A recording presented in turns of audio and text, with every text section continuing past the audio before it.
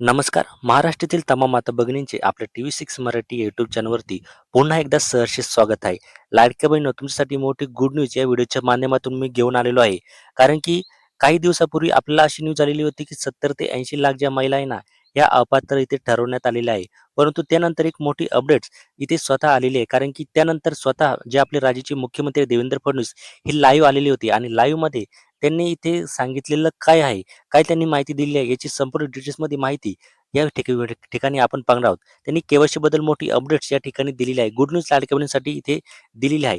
त्याआधी तुम्ही मला कमेंट करून सांगायचं आहे, की तुमची ई-के-वाय-सी प्रक्रिया तुम्ही पूर्ण केलेली आहे का? जर केली नसेल तर कोणत्या कारणामुळे तुमची के-वाय-सी राहिलेली आहे, ते तुम्ही मला एकदा कमेंट करून नक्की सांगायचं आहे. बघा, अपात्र लाडक्या बहिणींना गुड न्यूज असणार आहे. के-वाय-सीची संधी पुन्हा मिळण्याची शक्यता आहे. फडणवीसांनी इथे मोठे संकेत या ठिकाणी इथे दिलेले आहे. तर आता ते नेमके काय म्हणालेले आहेत, ते आपण या ठिकाणी बघणार आहोत. बघा, मुख्यमंत्री देवेंद्र फडणवीस यांनी पत्रकार परिषद घेतलेली होती आणि त्यावर लाडकी बहीण योजनेवर त्यांना प्रश्न विचारण्यात आलेला होता आणि त्या प्रश्नाचं उत्तर देताना त्यांनी एक मोठं विधान केलेलं आहे, ज्यामध्ये के-वाय-सी न केलेल्या महिलांना पुन्हा संधी शकणार असल्याचे त्यांनी म्हटलेलं आहे.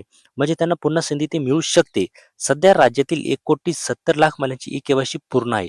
त्यामुळे त्यांना या योजनेचा जो नियमित लाभ आहे ना, तो ते त्यांना भेटणारच आहे. म्हणजे त्यांना फक्त आता 80 ते 80 लाख महिलांना इथे या योजनेचा जो लाभ आहे ना, म्हणजे पुढचा मे महिन्याचा हप्ता त्यांना भेटणार नाही.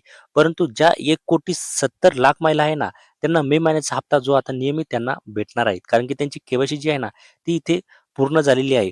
परंतु ज्यांनी ई-के-वाय-सी केली नाही, त्यांच्यासाठी सरकार पुन्हा के-वाय-सी करण्याची संधी देणार आहे. ज्यामुळे ही आवश्यक प्रक्रिया पूर्ण केल्यास त्यांना योजनेचा लाभ इथे मिळणार आहे. मुख्यमंत्री फडणवीस यांच्या या गोष्टीमुळे अपात्र महिलांना मोठा इथे दिलासा इथे भेटणार आहे. म्हणजे एकंदरीत जर बघितलं तर आपल्याला आता इथे ज्या लाडक्या बहिणीची के-वाय-सी राहिलेली होती, कोणत्याही कारणामुळे असो, त्यांची के-वाय-सी राहिलेली होती, तर त्यांना पुन्हा एकदा इथे संधी देण्याची सरकार सकारात्मक इथे निर्णय घेण्याच्या इथे तयारीत आहे. परंतु अजून निर्णय इथे जो आहे ना, तो इथे घेतलेला नाहीये. त्यामुळे आता सध्या तरी असं वाटतंय, की सरकारच्या हे लक्षात आलेलं असेल, की बुवा का लाडक्या बहिणीची जी के-वाय-सी राहिलेली होती. कारण की आपल्याला माहितीच आहे, की खूप सारे लाडक्या बहिणींना के-वाय-सी करताना इथे प्रॉब्लेम आलेले होते. त्यांनी खूप मोठी प्रॉब्लेमचे फेस केलेले आहे. त्यांनी दिवस-दिवस बसून के-वाय-सी करण्याचा प्रयत्न केला. परंतु ती के-वाय-सी जी आहे ना, ती झालेलीच नाही. शेवटी त्यांची तारीख संपली. इथे सगळं झालं, परंतु त्यांना शेवटी के-वाय-सी करताच आलेली नव्हती. त्यामुळे त्या अपात्र झालेल्या आहेत. त्यांची कुठल्याही प्रकारचं इथं जे आहे ना, ते त्यांचं उत्पन्न 2.5 लाखांच्या आत आहे. त्यांच्या घरी कुठलीही चारचाकी नाही. त्यामुळे त्यांना ₹1500 जो आहे ना, हा खूप मोठा आधार होता. परंतु सरकारने आता अपात्र करून ना, त्यांच्या भावना इथे ज्या आहे ना, त्या इथे दुखावल्या असं म्हटलं तर वावगं ठरणार नाही. परंतु आता सरकार इथे जी भूमिका आहे ना, ती स्पष्ट केलेली नाही. परंतु असं वाटतंय, की आता जी के-वाय-सी आहे ना, ती पुन्हा एकदा सुरू होण्याची शक्यता इथे वर्तवण्यात येत आहे.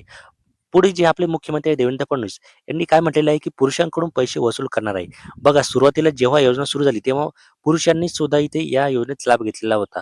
जवळ-जवळ 14,000 पुरुषांनी या योजनेचा जो लाभ आहे ना, हे इथे घेतलेला होता.